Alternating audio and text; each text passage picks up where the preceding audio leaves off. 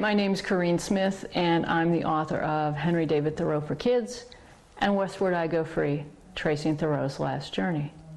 I have been a Thoreau fan since I read Civil Disobedience and Walden in the mid-70s in high school. This is the copy of Walden that I read. Still has all my underlinings in it. I've also been a registered tour guide for the town of Concord, Massachusetts since 2006.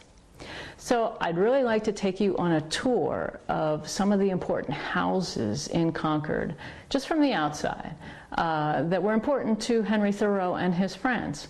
And I'd like you to come along. Now, already you probably noticed I say his last name, Thoreau. I know, he probably said Thoreau with the accent on the first syllable.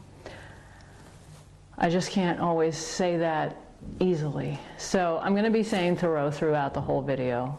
I apologize, but I just can't do it otherwise. So you're going to see 6 buildings that are important to Henry, and let's go right now.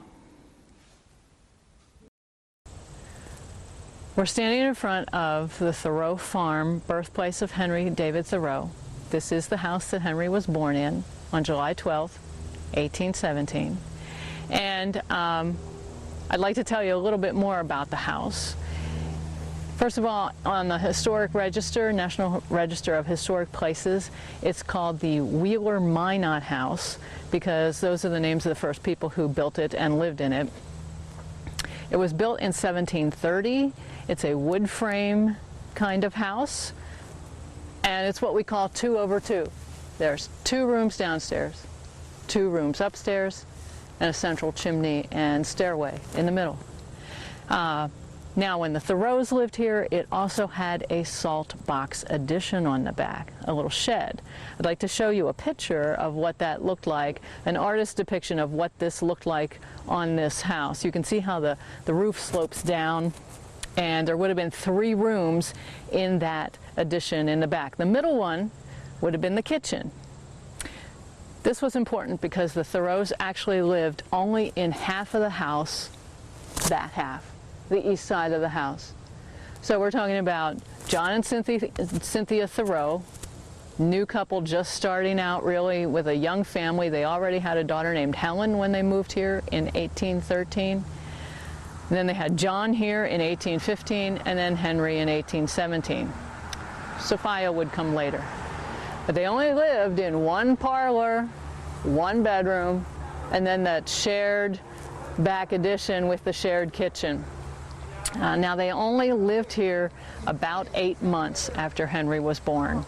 We have no idea what kind of furniture they had or really, anything that they had. They moved into a lot of different places during the time of Henry's life. So this was just the starting point for them. So there's a lot more to the story here of Thoreau Farm, but there's other houses that I want to show you in Concord. From the Thoreau Farm birthplace on Virginia Road, we've come through some of Concord's farmland towards Concord Center, and our first stop here is Wayside. This is called also the House of Authors because a lot of writers have lived here over the years. The Alcott family, Bronson Alcott and his family lived here in the 1840s. When they lived here, he called it Hillside because of this glacial ridge that runs right along Lexington Road here. We also call it Revolutionary Ridge if you're into the American Revolution thing, because this is where the British soldiers came out from, or regulars came out from Boston to Concord. So Bronson called it Hillside. Nathaniel and Sophia Hawthorne lived here in the 1850s and 60s. Nathaniel Hawthorne gave it the name Wayside. All these people knew Henry Thoreau. He was certainly in this house. The Hawthornes also rented it out to Mary Mann and her 3 sons when she came back from Ohio in 1859 after her husband, the famous educator Horace Mann, died in Ohio. She brought the three boys back. She temporarily lived here because the Hawthorns were away. Everybody who lived here did some kind of renovation or addition to the house. My absolute favorite, maybe my favorite room in Concord, is Nathaniel Hawthorne's sky parlor up at the top. He added that as a writing room with little steps and with a locking door so that nobody would bother him while he's writing. And the man wrote standing up. He had a desk that slanted off from the wall, and he turned his back to those windows so he wouldn't be distracted. I don't know about you, but I think I would love to write in that room, but I would be forever looking out the windows. Back then he would have had a view of, you know, some of Concord's farmland. They still have farmland here today. There's lots of farm stands in the town. But this is Wayside. It's a pretty cool place.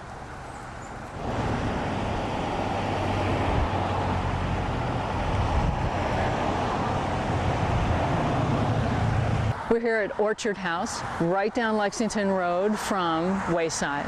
This is the home of the Alcotts. It is the most popular house in Concord. The Bronson Alcott family moved here in 1858, and we're talking about Bronson, his wife Abba, or Abigail, and their daughters Anna, Louisa, Beth, and May. And it's another great house in Concord. I want to show you some interior shots so that you can get a feel for it. First of all, let's go up to Louisa's bedroom, which is up on the right-hand side there, and the picture of Louisa at her writing desk and the window, looking out the window to this beautiful view in front of her, thinking about what she's going to write. It's an inspirational postcard to me as a writer. Another inspirational view to me is this one of Bronson Alcott in his study, which is to the left of the front door on the ground floor level. And of course, he was a great friend of Thoreau's. So Henry Thoreau was in this building, in this home, visited Bronson here, sometimes on his way to other things. Now there's another cool thing that I want to show you around the other side of the building. Okay.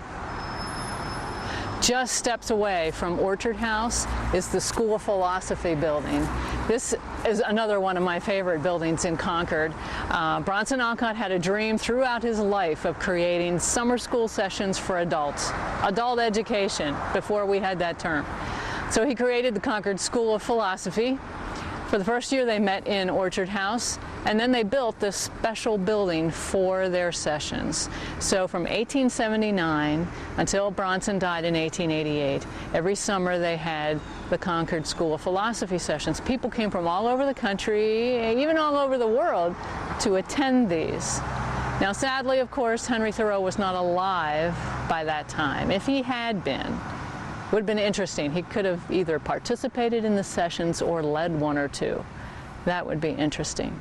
So, the School of Philosophy. I have a really neat postcard of Bronson sitting on the front steps that I want to share with you here. That's another one of my favorite depictions of this part of the country. We've come down Lexington Road and made the sharp turn onto Cambridge Turnpike to come to the Emerson House. What do you think? It's a little bigger than the house Henry David Thoreau was born in, isn't it? Ralph Waldo Emerson was born in Boston, probably one of the more famous transcendentalists since he started the movement. He bought this house in 1835, moved into it with his second wife, Lydian, and had their family here. Naturally, being best friends with Henry Thoreau, Henry was often here. You guys probably know that Emerson started transcendentalism, so to speak, when he published Nature in 1836. And transcendentalism, the way I define it, is finding spirituality in yourself and by being in nature instead of sitting in a church pew, listening to someone else talk. Emerson, being a former minister, knew all about that.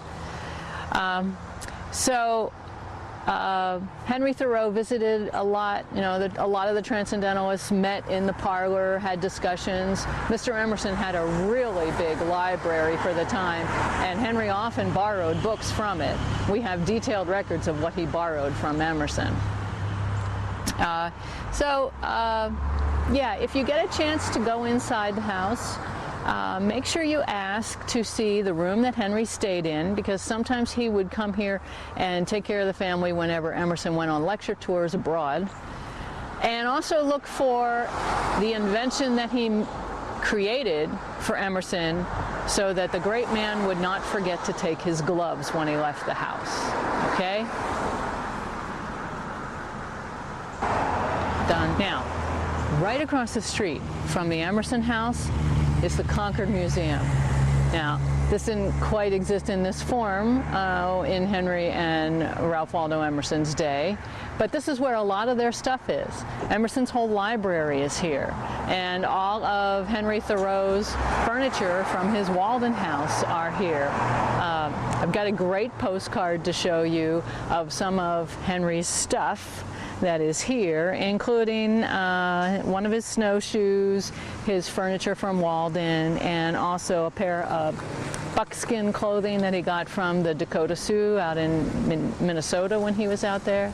Also his flute lying on his bed in this postcard. So you can see a lot of their stuff here. Obviously, being the Concord Museum, being in Concord, you're going to learn a lot of colonial and revolutionary history as well. Now, I've shown you a lot of cool places today. We started at Thoreau Farm, then we went to Wayside, Orchard House, School of Philosophy, the Emerson House, and now the Concord Museum. Every one of these has public tours available. Please check their websites and their admission fees online. They're all worthwhile to go inside and see how these people really lived.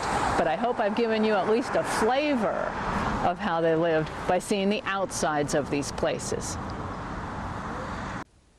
So I hope you enjoyed going along and seeing those houses. They're all terrific places, and if you can come to Concord to see them in person and take the tours inside, that would be great. That would be great.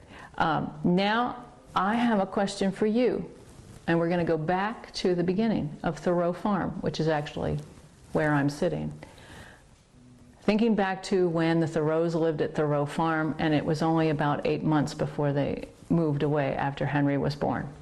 If you can tell me why, a reason why they moved away from the farm, I will give you a link to a journal that you can print out, and you can use it as you learn more about Henry Thoreau. Just follow the instructions that appear either below this screen or send the email to thoreauforkids@gmail.com. Now, I can tell you the answer is in Henry David Thoreau for Kids. You can find it other places too. But send me an email with the answer and you will get a free journal. Thanks for coming along today. I hope you had as good a time as I did.